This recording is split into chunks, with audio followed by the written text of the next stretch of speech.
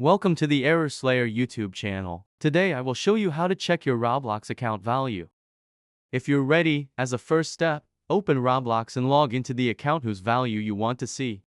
Then type account value into the search bar and press enter. And join this game.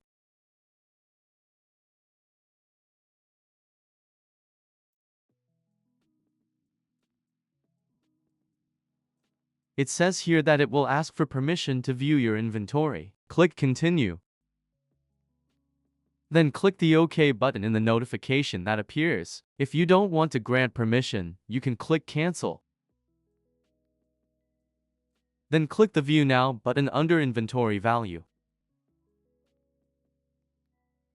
It will now scan all the items in your inventory and tell you the total Robux value. This process time may vary depending on the number of items in your inventory. The scan is complete, and as you can see, I have 88 items in my inventory with a total value of 418 Robux. I hope this how to check your Roblox account value tutorial video was helpful. If it was, don't forget to subscribe to the Error Slayer YouTube channel and like the video. Have a good day.